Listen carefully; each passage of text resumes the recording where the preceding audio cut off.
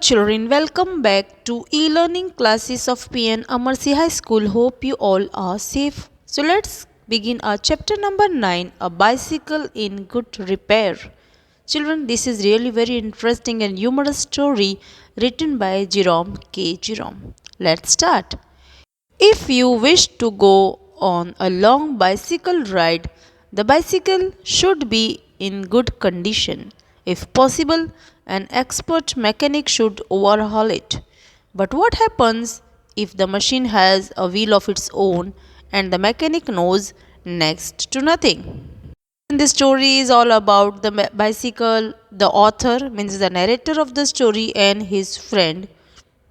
His friend feels that he is a very good mechanic of bicycle, but the real thing is he knows nothing about bicycle repairing. A bicycle in good repair, part 1. A man I knew proposed one evening should go for a long bicycle ride.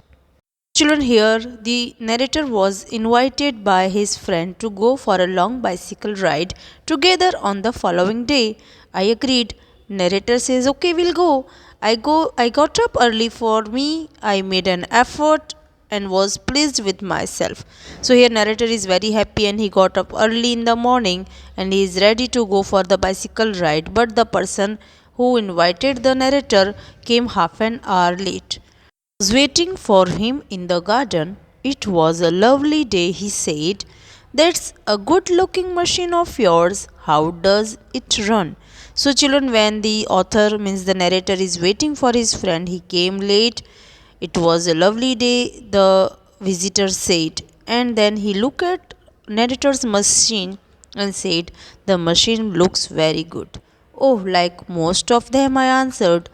So when his friend asked him, how does it run? The narrator replied, as the other bicycles run, as the same way. Easily enough in the morning, goes a little stiffly after lunch. Means it was very easy to ride a bicycle in the morning, but after lunch, the narrator feels very lazy to ride it. He caught hold of it by the front wheel and the fork and shook it violently. Nothing is bad with narrator's bicycle, but the visitor thinks that something is wrong with the front wheel, so shook it violently. I said, don't do that, you'll hurt it. When somebody comes to your house and start mischieving with your things, you don't like that. Isn't it, children? The same thing happens with the narrator. Narrator doesn't like that he is shooking his bicycle very badly but cannot do anything. I did not see why he should shake it. It had not done anything to him. Without any reason, he started shaking the bicycle as if he was the best mechanic. If it wanted shaking, I was the proper person to shake it. I felt much as I should had. He started waking my dog. Waking means beating or striking. Means he was bullying the bicycle as if he is beating a dog. He said, this front wheel wobbles. Wobbles means it is unsteady. It moves not in the proper way. I said, it doesn't if you don't wobble it. Means definitely, children, the front will move, no. If you will move it without moving, it won't itself. It didn't wobble. As a matter of fact, nothing worth calling the wobble. He said, this is dangerous. Have you got a hammer? Now see, he started repairing. Do you know what is hammer, children? Hammer is a thing, a tool with what we can strike a nail. Both to have been firm. Children, here narrator doesn't want to give any hammer to that man, or even no repairing is needed to his bicycle. But what to do? I thought that perhaps he really did know something about the business. Narrator is thinking, maybe there is some problem with the wheel of the bicycle. Let him repair. I went to the tool shed to see what I could find. When I came back, he was sitting on the ground with the front wheel between his legs. So, children, look at the mischief. He removed the wheel from the bicycle and the wheel was fit between his two legs, and he was sitting, he was playing with it, twiddling it round between his fingers. The remnant of the machine was lying on the gravel path beside him. Children, Without any hammer, without any tool, this person removed the wheel from the bicycle and started playing. And the left of the machine, remnant means the remaining part of the bicycle was lying on the gravel path. He said, "It looks to me as if the bearing were all wrong." Now he said that there is some problem with the bearing. I said, "Don't you trouble about it anymore. You'll make yourself tired." So here children, the narrator is really worried about his machine, means about his bicycle. Let us put it back and get off. When he looked at the remnant lying on the path and wheel in his hand, he started worrying about his bicycle, that really that person knows nothing about repairing, but he started repairing the bicycle. He said, "We may as well see what is the matter with it." What is the matter with the wheel?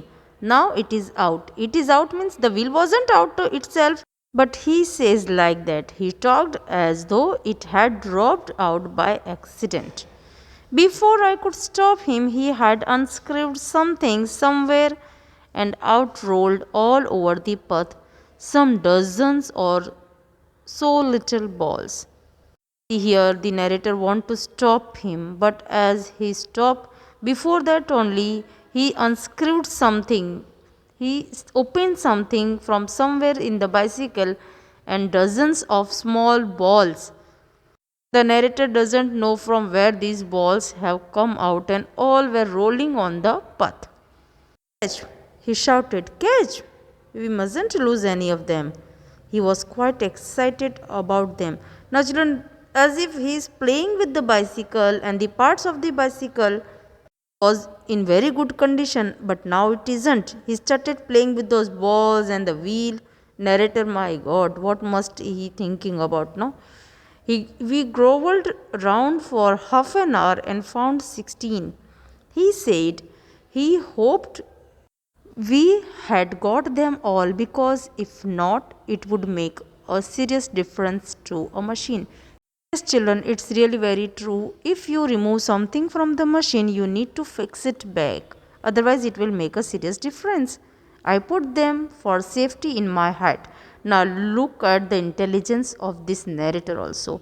He kept all these balls in his hat. It was not a sensible thing to do, correct? I admit.